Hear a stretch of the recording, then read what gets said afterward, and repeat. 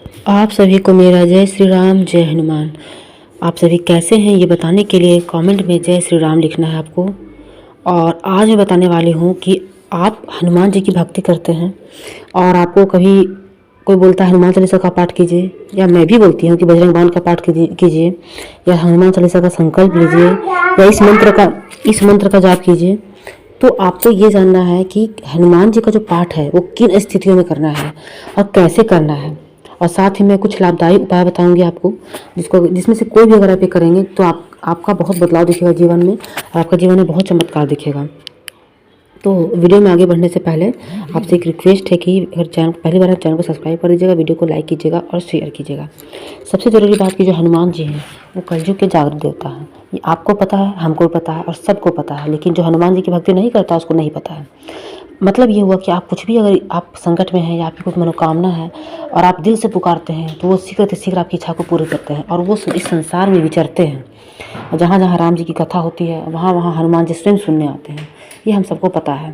तो आज बताऊंगी मैं आपको कि कौन कौन सा पाठ आपको कब करना है, और कुछ उपाय बताऊंगी। मान लीजिए कि कुछ अगर आपको बजरंग बाण का पाठ करना है तो क्यों कब करना है।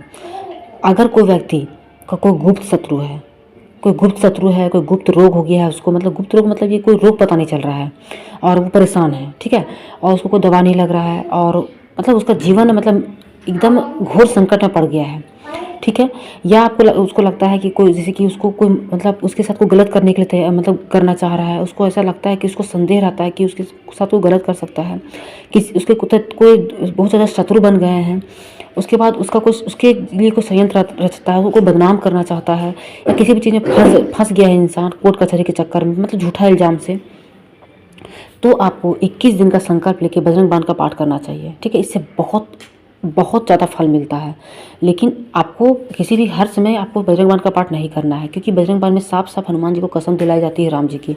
तो अगर आप बहुत ही कष्ट में हैं, बहुत मतलब कहने का मतलब कष्ट का सीमा पार हो गया है, और आपको कोई समाधान नहीं मिल रहा है, और आपको उम्मीद है कि आपको हनुमान जी ही समाधान दे सकते हैं, तो आप बजरंग बाण का पाठ इस तरह से कर सकते हैं, ठीक है।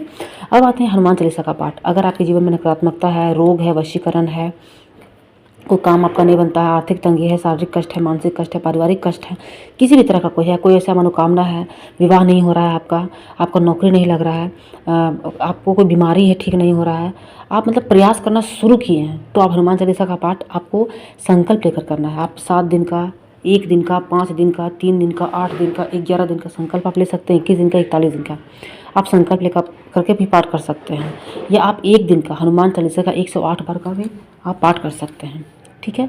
ये आप समझ के, अब हनुमान बाहुक का मैं बात करूँगी। अगर आपका कोई भी अगर आपको दर्द से संबंधित परेशान है, जैसे कि गठिया दर्द हो गया, सिर दर्द हो गया, कंठ रोग हो गया, जोड़ों का दर्द हो गया, मतलब किसी भी तरह का दर्द से आप परेशान हैं और आपको कोई दवा नहीं लग रहा है, आप बहुत दवा करा ली, आपको दवा ही नहीं लग रहा है, आपको रोग भी समझ में नहीं आ रहा है कि कौन रोग है, कैसे ठीक होगा नहीं होगा, तो आपको क्या करना है, एक आपको गिलास में जल लेना है, मतलब पानी लेना है आपको। हनुमान बाहुक का पाठ आपको देखिए 21 दिन या 26 दिन तक आप ब्रह्म मुहूर्त में आपको उठना है। मतलब ब्रह्म मुहूर्त में ये कहने का मतलब है कि अगर कोई दूसरा इंसान करता है तो मतलब घर का कोई सदस्य आपके लिए, तो आप ब्रह्म मुहूर्त में उठ के करें, लेकिन आप स्वयं कर रहे हैं तो अपनी स्थिति को देख के ही आपको करना है। किसी भी अच्छा दिन में, जैसे शुक्ल पक्ष का कोई मंगलवार पड़ेगा, शनिवार पड़ेगा, तो आप कर सकते हैं, ठीक है। और उस जल को आपको पी जाना है, जिसके लिए आप उसको पिलाइए, या जिसका है वो आप खुद पी लीजिए। इससे क्या है कि आपका जो शरीर का पीड़ा है उससे आपको बहुत जल्दी राहत मिलेगा। अब आपको बताती हूँ कि एक हनुमान जी का मंत्र, जिससे अगर आपको जैसे डर लगता है, आप सोते हैं, आपको बहुत विचित्र सपना आता है, आप डिप्रेशन में जा रहे हैं, आपको बहुत डर भय रहता है, कोई मतलब किसी भी चीज़ में भय आपको रहता है, मान लीजिए परीक्षा दे रहे हैं, भले आपको बहुत तैयारी है, लेकिन आप भूल जाते हैं, डर जाते हैं, बीमार पड़ जाते हैं डर से, आपके अंदर बेवजह का डर बना रहता है, डर, ठीक है। तो आप ये करेंगे, हंग हनुमते नमः।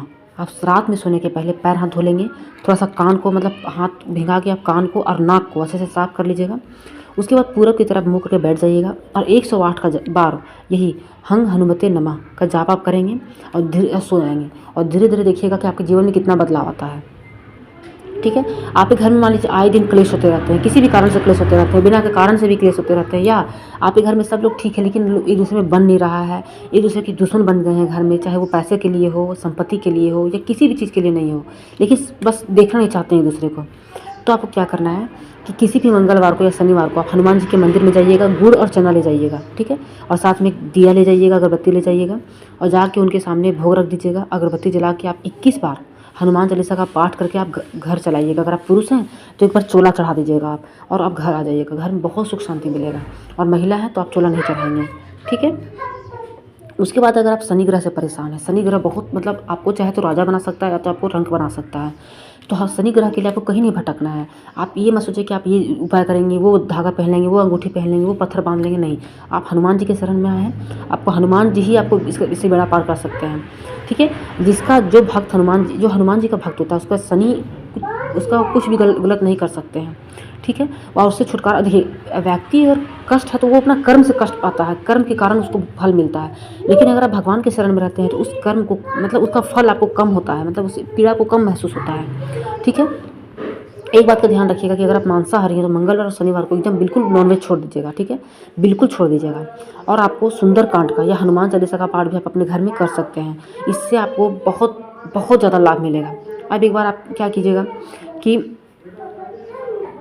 जो भी मैं आपको बताई हूँ इन सभी का आप देख लीजिए कि आपके जीवन में क्या समस्या है। अभी आप किस चीज़ से आप निजात पाना चाहते हैं, आप उससे निजात पाने के लिए आप किसी भी एक उपाय को आप कर सकते हैं। इससे आपको बहुत लाभ मिलेगा। तो उम्मीद करती हूँ आज का वीडियो आपके लिए बहुत लाभकारी रहा होगा। अगर इस वीडियो में आपको ज़रा सा भी लगता है कि आपके लिए बहुत लाभदायक है तो आप और आपके परिवार के लाभदायक हो सकता है तो आप इसको शेयर कर दीजिएगा और कमेंट में जय श्री राम जरूर लिखिएगा। तो आज का वीडियो यहीं तक है। मिलूंगी ऐसी और वीडियो के साथ, तब तक के लिए आप सभी को मेरा जय श्री राम, जय हनुमान।